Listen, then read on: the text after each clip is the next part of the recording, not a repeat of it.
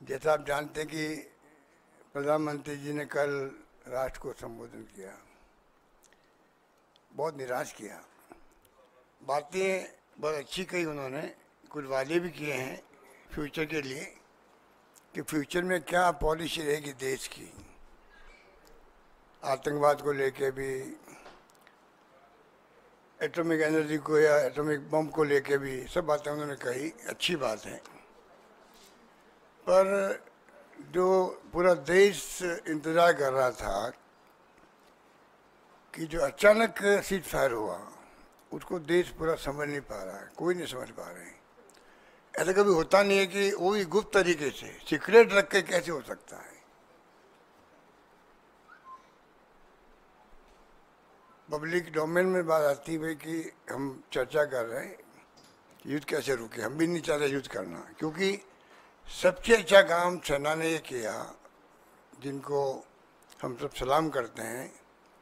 उन्होंने जो है पहले दिन ही जो अटैक किया, उसमें ना सिविलियन कोई जगह पर और ना कोई पाकिस्तान के सैनिक अड्डों पे भी नहीं किया, जबकि दुश्मन देश है वो अटैक कर सकते थे। सिर्फ और सिर्फ 9 जगह चुन करके उन्होंने अटैक किया जो आतंकवाद के अड्डे थे।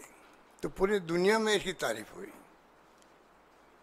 और जो कुछ सेना कर रही थी सब अप्रिशिएट कर रहे थे। पहलगाम में जो घटना हुई, तो जो लोग 26 परिवारों के अलावा भी देश के हर परिवार के अंदर दुख का आभास हो रहा था और वो सोच नहीं पा रहे कि इसका क्या शब्द क्या काम लें संवेदना के लिए भी। ऐसे माहौल में देश चल रहा था, अटैक किया गया, बताया गया 100 लोग आतंकवादी मारे गए, सब कुछ ठीक चल रहा था, सब कुछ ठीक चल रहा था। और हमारा तो इतिहास रहा है, आज़ादी के बाद से ही हिंदुस्तान की फौजों ने कमाल ही किया है। गोवा से बात शुरू करें अपन, गोवा में तो 61 में शायद उसको हमने छुड़ा लिया पुर्तगालियों से। उस वक्त भी युद्ध हुआ था। बचपन मुझे याद है, जब मैं खुद स्कूल में पढ़ता था तब की बात है। 74 में सिक्किम को छुड़ा लिया।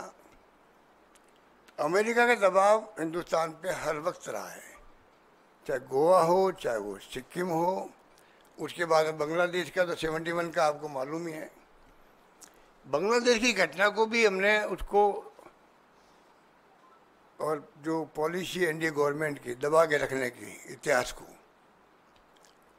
उसके कारण की नई पीढ़ी तो पता ही नहीं, वो समझ नहीं पाएगी कि हो क्या रहा देश के अंदर। वो उसको गर्व करने की स्थिति नहीं रहेगी उनकी।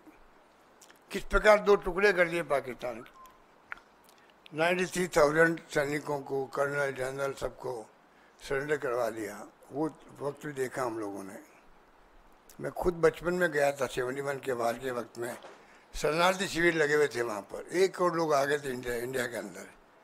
तो हम एनजीओ के माध्यम से गए वहाँ सेवा करने के लिए। तो मुझे याद है कि वो दृश्य क्या था वहाँ पर, और किस प्रकार वो बाद में इतनी बड़ी जीत के बाद में उस पर भी अमेरिका का साधना बेड़ा आ गया था। निक्सन साहब ने भेज दिया, दबाव दिया इंदिरा गांधी पर, झुकी नहीं इंदिरा गांधी, परवाह नहीं करी साधना बेड़े की। ये भी वक्त था हमारा जब ये सब कुछ हुआ। शिमला समझौता भी हो गया कि हम 2 राष्ट्र के बीच में बात करेंगे, तीसरा राष्ट्र पिक्चर में नहीं आएगा। अभी जो ट्रम्प साहब पिक्चर में आ रहे हैं, वो पता नहीं इनकी कंसर्न से आ रहे हैं सरकार की, या वो अपने हिसाब से आ रहे हैं। वो भी देश के सामने स्पष्ट करना चाहिए प्राइम मिनिस्टर को, एमईए को, कि भाई वो ट्रम्प साहब जो सब कुछ कह रहे हैं आज के टाइम में, उसके पीछे क्या राज है, क्या दबाव है, हम क्यों सुन रहे हैं, स्पष्टीकरण क्यों नहीं दे रहे हम लोग। इसलिए मैं आपको कह रहा था कि सेना के बलबूते पर जो आज तक इतिहास में ये घटनाएं बड़ी बड़ी हुई। अरुणाचल प्रदेश था, चाइना का परवाह नहीं करी, उसको भी हमने स्टेट का दर्जा दे दिया।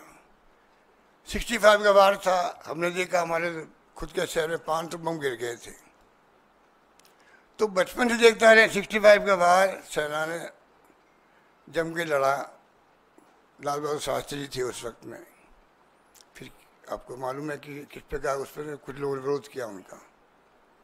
इन्हीं लोगों ने जो आज सत्ता में बैठे हुए हैं।